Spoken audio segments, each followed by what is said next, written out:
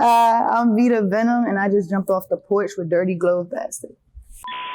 Hey, gonna chill out with all that complaining. No, you can come on, I'll drop you at the station. I don't do good with no chicken trying to base me, been doing too. All right, we got Veeta Venom off the porch with us today. Yo, what it do? How you feeling today? I'm feeling good. Thanks for asking and thanks for having me. No problem. Appreciate you coming. All the way from DC, right? All the way from Southeast DC, boo. Yeah. What have you been working on here in Atlanta for this trip? Say that one more time. What have you been working on here in Atlanta for this trip? So I actually came down to just like party, get away, have some fun, because today's my birthday. Happy birthday. Thank you. And it actually turned into me being able to get this interview. So I definitely took on the opportunity. Okay. I definitely took it on. How do you like working out here in Atlanta compared to back at home? Atlanta is always going to be top for artists because they're for each other. They're for the people. And back home, it's everybody for themselves. And it's always been that way. The DMV is horrible with supporting each other. Yeah. So, yeah. What have you been up to during the quarantine? Have you been staying out the way? I've been in the way. I've been trying to create as much content as possible. You know, while everybody's home glued to their phones, I think that's the perfect time to be creating it, you know. And I definitely been working. I'm still essential. So I do security on the weekends and I hustle nails during the week and I record. So I be busy. Okay. That's what's up. Yeah. Have you hit any of the clubs since they opened back up yet? Nah, I've never ever been a club girl unless I was like doing a performance or showing love to somebody else's like EP event or something, or, you know, some type of release, but that's not my thing. Yeah, I got you. And DC has been in the news a lot this past week for the protests going on up there. What's the mood like up there?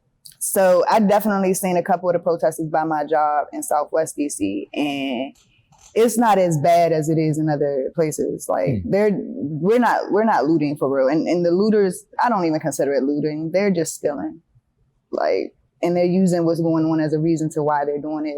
It's all a mess, but it's not as bad as it could be because DC can definitely turn up. And I'm just really praying that it don't go that far. It's a purge coming though. It's a purge coming. And I just want to be part of that 1%.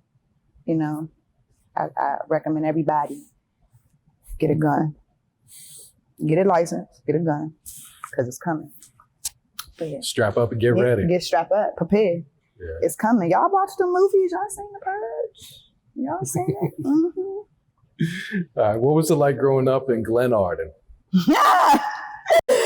Okay, so I moved around Glenarden when I was 13. Okay. And I moved away back in 2016. And it was both sweet and sour. I had my times where I was picked on. Then I had my times where I excelled and was able to make friends and stuff like that. But it was bittersweet. But I got a lot of respect around here. A lot of true friends came from that area. So, yeah. Does Glenarden, is it different than Washington, D.C.? No. About the same? About the same. Okay. Mm-hmm. And back in 2011, you were diagnosed with cancer?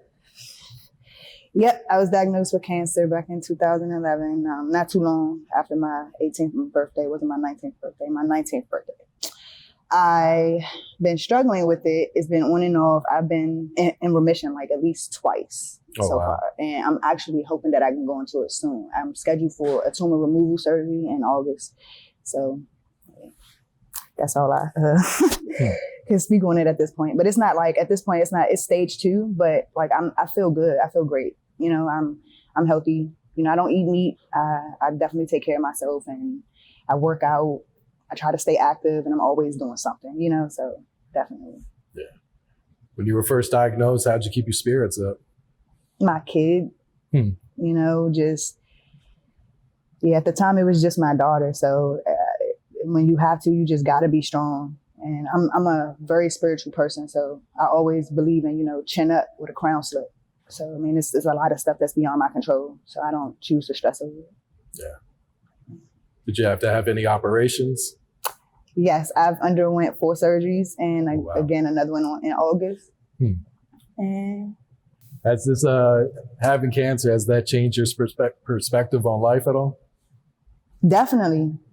I don't like giving anything that's not worth my energy. I'm not accessible. like I said, I don't even go to clubs. I'm big on energy. I think it's transferable. I think change is inevitable. I think life can literally be here today and gone tomorrow. So I treat every day like it's Friday, you know, and I keep the same people in my circle around. You don't see me with no new people for real, except them two. Them the newest people right there you're gonna ever see me with. Everybody else been the same. And, you know, God willing, you gonna keep seeing them. You know what I'm saying? So like, yeah. So how long you been making music now? So, okay, going hard, a short answer, 3 years. Going hard. But I've been in the music my whole life. Yeah. Yeah. But taking it serious, 3 years. Did you start off rapping or as singing? Neither. Poetry. Poetry. And from poetry, I started painting.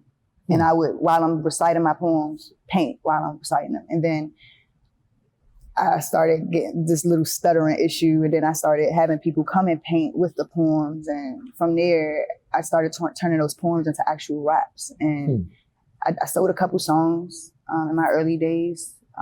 It's not my thing though. It does something to my spirit to later on hear it, and then it's like super dope. And it's like, that could have been me, you know, it's not my thing. But yeah. Who were some of your musical influences? Who influenced me? Bone Thugs and Harmony. I'm a Busy Bone fan. Like, a lot of my rap is fast. Inspiring. Who's inspiring? Wiz Khalifa, Nipsey Hussle. I'm gonna stop it right there.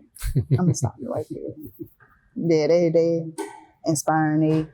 They all got their own, like, if it's not their own label, their own type of group. Like, I like how they push people from where they're from, and, you know, like, always got some type of uplifting words for the other artists that's coming up, that, you know what I'm saying, like, words of encouragement, how to keep going, ways you can do this and that. Like, I really respect those people. So, yeah. Do you still write your raps or do you freestyle now? I'm a writer. Okay. Like, freestyling, that's something me and the homies do. That's something you do with the homies when y'all chilling, smoking, or drinking or something. It's in the mood, but I'm not that type. Like, I'm not, nah. You won't catch me doing it, like, in, like, a real cipher. Like, I would spit something written that's fire, like, that you probably never even heard before. So, yeah, that's me. Plus, when you write, it's more organic. It's put together. It's organized. Yeah. You know what I'm saying? Versus you're saying anything off the top of the head, you leave room to not make sense, or, you know, say something stupid. I'm okay. Yeah. What's your creative process like, since you're so big on energy? What do you need around you if you're gonna write? Nothing. I need nothing around me. I can't hear nothing. And the older I get, the less I like noise. I need pure silence. It just needs to be me and the engineer. He don't need to be saying nothing either.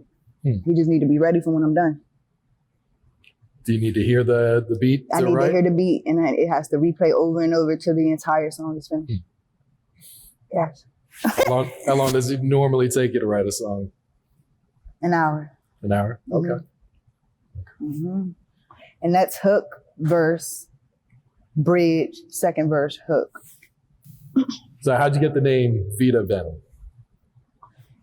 I gave it to myself. Like, I always go by V because my first name's Kel Vita. So I don't like the Kel because everybody jokes and makes the dumbass cheese, the Vita shit. So it's Vita or V-O, you know, just call me V or Vita. Even though now I could take the jokes a little bit better because that's some expensive ass cheese. So if you buying it and eating it, baby, more power to you. You hear me? Like, that's some expensive shit. But, you know, yeah. And female rappers are finally getting their due credit. Why do you think female rappers were so overlooked for so long?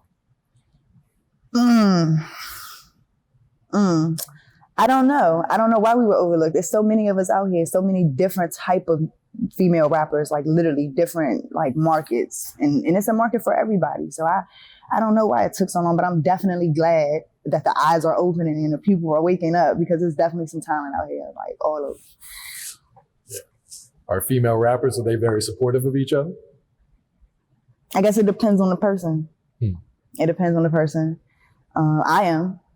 You know, if you got it, you got it. You know what I'm saying? I'm definitely the one to leave the fire emojis, or, you know, this hot, or keep going, or keep pushing. And yeah, we out here. All right, what's the music scene like in DC right now? It's dry. It's real dry in DC. I feel like as a musician, whether you're a singer, dancer, rapper, you need to move around. And you need to move into cities that promote what you're trying to do. So if you're trying to rap, go into those cities in them states where rap is popping and network there. Like networking can get you into so many doors. My God, just knowing who, like certain people. Like, so yeah. Where do you normally travel to kind of network? So I like going to New York. I got a couple of LGBTQ friends out there, and they're dope when it comes to networking, getting shows, photo shoots, anything, content made. Florida, I like being in Fort Lauderdale. And I'm definitely gonna start coming out here a lot more. I'll be out here sometimes, but not as much as I need to be. So definitely, those are like the big top cities and places. Anyway, I feel like a rapper like me need to be anyway. Are the artists in DC, are they real supportive of each other?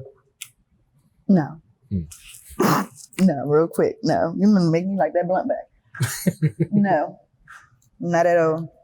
And then they claim they are, but it's really for personal gain. Like when I say everybody's for themselves, they're really for themselves. And if we would move more as a union, it's crazy how far we could go. But not everybody think like that, and it's tragic. Yeah. Are there a lot of platforms out there in DC to get your music out, or you kind of more rely on moving around and the internet?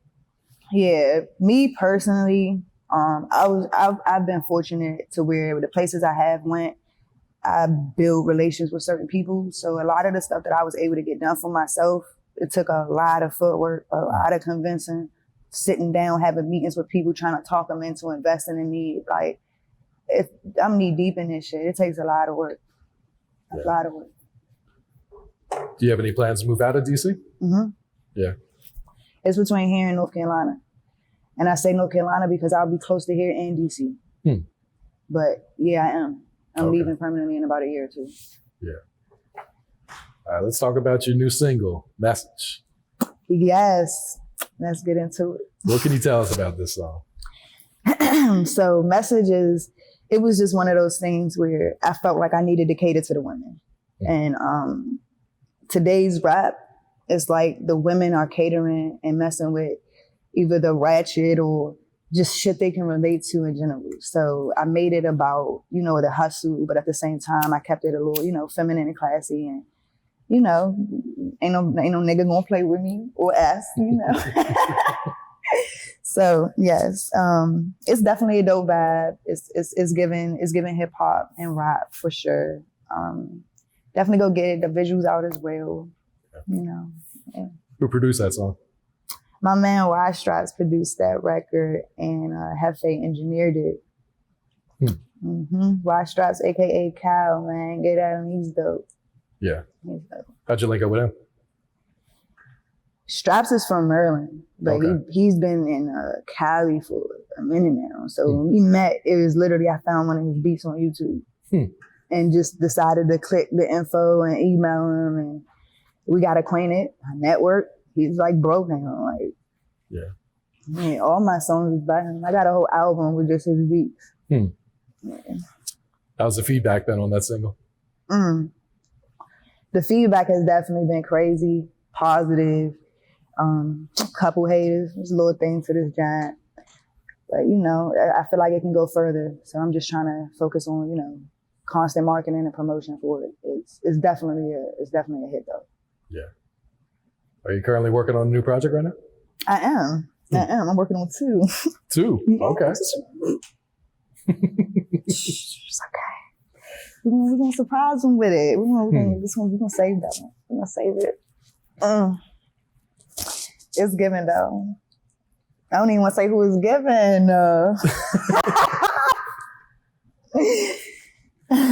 Can you share the title? Nope.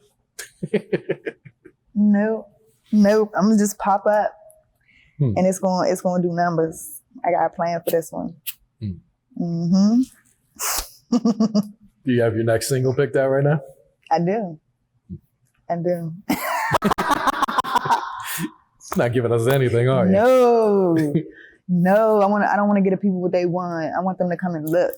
You know what I'm saying? You wanna know more. You wanna know when that next single's gonna come out. Go to Veeta Venom at VEETA Venom on all streaming and social media platforms.